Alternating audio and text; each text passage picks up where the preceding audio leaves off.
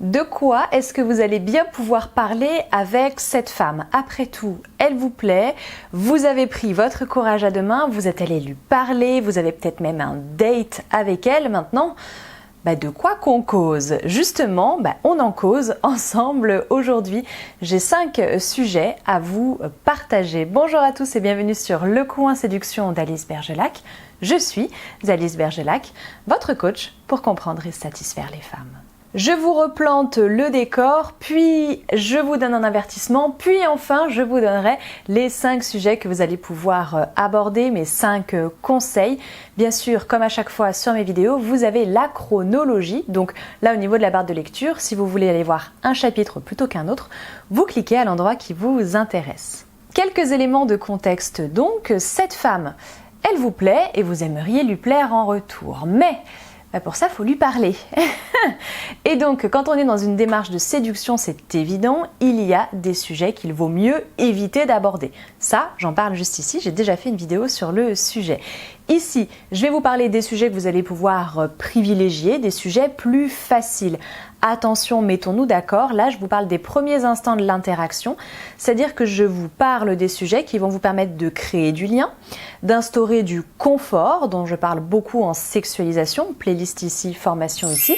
C'est ce qui va vous permettre de faire en sorte qu'elle se sente à l'aise, qu'elle apprécie votre présence et qu'elle vous associe comme étant source de plaisir. Donc ça, c'est l'idéal pour être séduisant. Maintenant, bien sûr, il y aura d'autres choses à mettre en place pour la séduire de façon plus active, pour faire progresser la relation, on est d'accord. Je sais qu'à ce stade-là de la vidéo, j'en ai déjà perdu quelques-uns qui sont déjà en train de souffler, de trouver que c'est trop compliqué et que de toute façon, il faut juste être naturel. Je vous rappelle juste que moi, je suis ici pour tout décortiquer, tout théoriser, donc forcément, quand je vous balance toutes les infos à la tête, ça peut avoir l'air compliqué. Ça ne l'est pas tant que ça. Il n'empêche que si la séduction verbale, c'est quelque chose qui vous terrorise et si vous avez besoin de vous raccrocher à des éléments théoriques, mais aussi à des conseils pratiques, donc des stratégies, eh bien, il y a Séduire avec des mots, le guide du bon parleur, que j'ai tourné, qui est un complément à la formation sexualisation. Les deux se répondent bien, qui peut vous intéresser. Pareil, tout est dans l'espace formation, formation au pluriel.alicebergelac.com. Et maintenant qu'on sait dans quel contexte on se place, qu'on sait quels sont nos objectifs au début de la conversation avec cette femme-là, je vous rappelle un petit quelque chose qui ne va pas vous faire plaisir. Là, aujourd'hui, je vais vous donner des idées si vous avez besoin d'être rassuré, si vous avez besoin de partir avec déjà des petites choses en tête, parce que comme ça, vous saurez que vous pourrez vous raccrocher à ça plus tard si nécessaire. C'est censé vous rassurer, c'est censé vous aider, vous guider en cas de panique, disons ça comme ça. Rappelons-le quand même, avec une femme à qui vous plaisez, et qui vous plaît évidemment, on est d'accord, bref, si vous vous plaisez mutuellement, la discussion, même s'il peut y avoir un petit peu de tension, un petit peu de malaise également, elle est censée être fluide et se faire toute seule. C'est-à-dire que si cette femme vous lui plaisez, bien vous allez voir que vous vous poserez pas du tout toutes ces questions.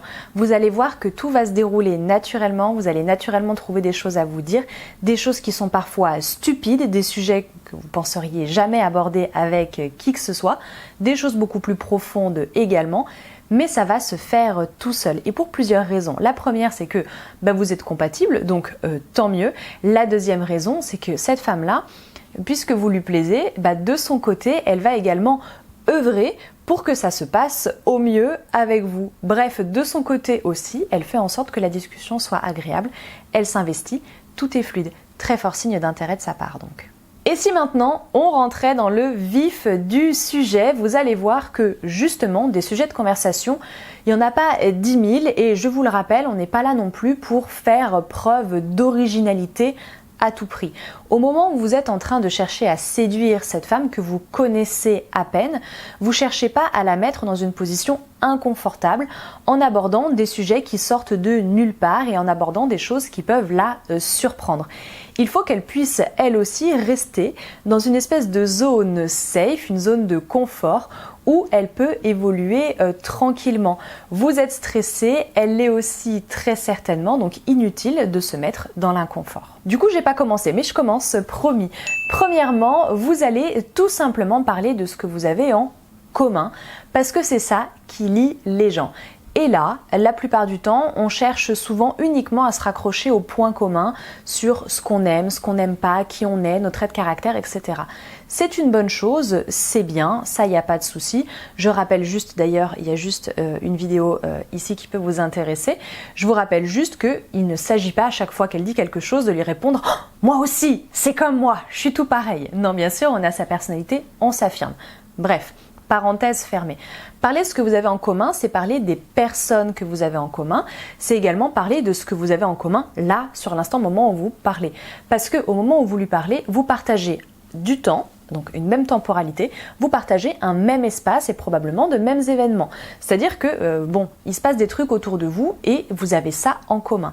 Donc, c'est ça dont on vous parle à chaque fois quand on vous dit il faut une phrase d'accroche qui soit contextuelle. C'est juste ça. Parlez de ce que vous avez autour de vous. Évidemment, si vous avez des personnes en commun également, allez-y. Chose très facile également, une culture commune. Si la femme qui est en face de vous a à peu près le même âge que vous, vous prenez des références pop culture et vous savez que vous partagez la même chose. Des choses actuelles, mieux encore, des choses de votre enfance, des souvenirs de l'enfance, comme ça, on tape dans des choses agréables, des choses qui font du bien. Deuxième sujet, assez ouvert pour ne pas la mettre mal à l'aise, demandez-lui, parlez-lui de ce qu'elle fait quand elle a du temps libre.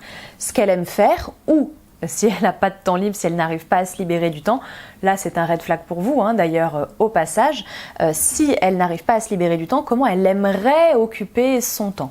C'est une façon détournée de parler de ce qui lui plaît, de ce qui est important pour elle, de ses valeurs, de ses ambitions, etc. Et ça évite de réduire la vie de quelqu'un à son travail ou à son train-train quotidien. Au passage, donc vous l'avez compris, c'est également une façon pour vous de sonder si dans sa vie il y a de la place pour un homme ou pas du tout. Si du coup elle est venue à un rendez-vous en désespoir de cause ou à un rendez-vous parce que vraiment elle en a envie et parce que vraiment elle peut accueillir quelqu'un dans sa vie. Troisièmement, vous allez parler un petit peu de vous parce que bien souvent, on vous tape sur les doigts quand on vous dit « tu parles que de toi, c'est super chiant, voilà, t'es vantard, t'as la grosse tête ». Mais, ça c'est vrai. Mais c'est pas la majorité des hommes. La plupart du temps, vous adoptez pour le travers inverse. C'est-à-dire que vous ne parlez pas du tout de vous et vous la faites parler. On vous a dit, je ne sais pas qui vous a dit, que dans un rendez-vous, il suffisait de mettre des pièces dans le jukebox et qu'après, elle allait dérouler et elle serait toute contente parce que toutes les filles sont hyper narcissiques et qu'elles adorent parler d'elles. Je ne sais pas qui est le machiste qui vous a raconté ça. C'est évidemment faux quand on veut créer du lien dans une discussion. Oui, l'autre parle de soi, mais on parle de soi également. Donc un sujet à ne surtout pas négliger, c'est de parler de vous. C'est de parler de qui vous êtes, de ce que vous faites, de ce que vous aimez. Mieux encore, de le faire façon storytelling, de le faire façon anecdote. Par exemple, au lieu de raconter basiquement ce que vous faites au travail, racontez une anecdote sympa que vous avez vécue au travail. Au lieu de lui dire que vous êtes dentiste et puis de vous arrêter là, vous allez expliquer que être dentiste c'est formidable et parfois c'est même des barres de rire parce qu'il vous est déjà arrivé que... Et bon, je vous laisse compléter comme vous le souhaitez en fonction de vos expériences personnelles. Bref, vous m'avez comprise, ne vous oubliez pas dans la discussion parce que quelqu'un qui ne s'investit pas dans la discussion, c'est quelqu'un qui ne s'investit pas tout court dans une relation. Ça donne pas une bonne image de vous à la femme qui est en face de vous, qui s'intéresse possiblement à vous, qui aimerait s'intéresser à vous. Si vous voulez qu'elle s'intéresse à vous, donnez-lui de la matière. Quatrièmement, on va plutôt éviter de lui parler de ses bonnes expériences passées. Ça peut être pas mal, sauf que elles peuvent être associées à des choses qu'on n'a pas envie d'évoquer, du genre un ex. Donc au lieu de parler de ça, on va plutôt parler de l'avenir, de projets fous qu'on peut avoir. et surtout de rien de trop concret, de rien de trop réaliste. C'est bien de prendre le temps parfois de rêver, de faire les utopistes, de faire les gars qui réinventent le monde ensemble. Pour plusieurs raisons. Déjà parce que c'est hyper stimulant intellectuellement si vous cherchez une fille qui est plutôt de ce style-là.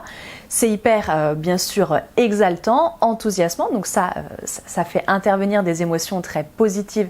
Et encore une fois, c'est ce qu'on veut lors des rendez-vous. Être source de plaisir. On veut que tout ça, ce soit un moment agréable et fun pour tout le monde. Ça n'a aucune emprise sur le monde réel, donc zéro pression, rien du tout, vous êtes en train de rêver. Mais ce rêve, vous le construisez à deux néanmoins. Donc, bien sûr, il y a quand même une petite partie d'elle qui part du principe que vous serez présent là plus tard, sait-on jamais, c'est une graine que vous êtes en train de planter. Et bien sûr, ce genre de petite discussion vous permet d'en savoir plus sur elle directement, savoir quelles sont ses valeurs, ce qui est important pour elle, comment elle envisage l'avenir, peut-être même aussi quelle est sa conception de l'amour et du couple. Bref, c'est également un test pour vous et une façon de mieux apprendre à la connaître sans passer par la case interrogatoire ou par la case « j'assiste à une conférence de madame qui parle d'elle-même et de sa personnalité ». Cinquièmement, l'humain est ainsi fait, l'humain aime parler des autres. Et oui, alors même si vous allez me dire « ouais, moi les ragots, c'est pas trop mon truc », c'est quand même souvent ce qui lie beaucoup de personnes. Ça peut être bien sûr une union dans l'adversité, donc contre quelqu'un, vous allez cracher sur quelqu'un que vous connaissez, un politique. Évitons quand même les sujets politiques, une personnalité publique du coup, disons, un acteur, une actrice, un personnage, voyez, qui n'existe même pas dans un manga, dans un film, dans une série, dans un livre, peu importe. Bref, vous allez vous unir autour de ça, vous allez commencer à parler des autres. Parce que ne parler que de soi, c'est un peu lourd pour une première discussion. Parlez de ce qui vous entoure, de ce que vous avez en commun, de ce que vous pensez des personnes. Vous liez sur l'opinion que vous partagez de quelqu'un. Ça, non seulement ça crée du lien, et en plus ça crée de l'ouverture. Quand on veut séduire, on évite de créer trop de fermeture parce que c'est comme ça qu'on s'emprisonne rapidement dans quelque chose qui n'a pas beaucoup de promesses d'avenir, sauf peut-être de devenir des confidents qui parlent chacun de ses problèmes, de devenir des amis ou de devenir une relation toxique où on s'enferme l'un et l'autre parce qu'on est tous les deux dépendants. Bien sûr, vous n'êtes pas obligé de bitcher, c'est-à-dire de raconter n'importe quoi sur les autres, de faire les langues de... n'est-ce pas? Vous n'êtes pas obligé d'en passer par là, vous pouvez très bien vous unir pour faire l'éloge de quelqu'un que vous avez pareil en commun ou d'une personnalité publique que vous appréciez tous les deux de la même manière. Bref, rejoignez-vous là-dessus, mais parlez des autres, faites-moi confiance, ça crée beaucoup de liens, c'est un lubrifiant social exceptionnel. Ok, à ce stade-là maintenant vous êtes armé, vous avez de quoi faire, gardez ça dans un coin de votre tête, vous n'avez plus qu'à y aller. Voilà, c'est ce qu'il y a de plus important. Lancez-vous. Si les sujets viennent naturellement et qu'ils n'ont rien à voir avec ce que je vous ai dit, tant mieux. Du moment que le courant passe bien, que vous êtes source de plaisir et que vous êtes ouvert avec elle dans votre discussion, c'est parfait, peu importe le sujet, les sujets que vous allez aborder. Sinon, écoutez, vous aurez votre petite liste de secours. N'hésitez pas à partager aux autres, vous aussi, vos astuces. Si jamais vous avez un sujet favori, un sujet fétiche qui fait mouche à chaque fois, partagez ça, c'est toujours hyper intéressant. À l'inverse, ou en complément, si vous avez des retours d'expérience à faire, en lien bien sûr avec le sujet de la vidéo, n'hésitez pas à vous exprimer dans l'espace commentaire. Merci pour ça. Merci à tous ceux qui likent la vidéo évidemment, merci à ceux qui s'abonnent à la chaîne et qui la font grandir, et merci à ceux qui pensent à me rejoindre sur les réseaux sociaux, Facebook, Instagram, @lecoinséduction, où je m'embête à publier du contenu exclusif. C'est pas vrai, je m'embête pas, ça m'éclate, mais ça reste du contenu exclusif. Bref, je vous laisse aller jeter un œil à tout ça. Moi, je vous remercie d'être resté jusqu'au bout. Je vous dis à très bientôt et au plaisir.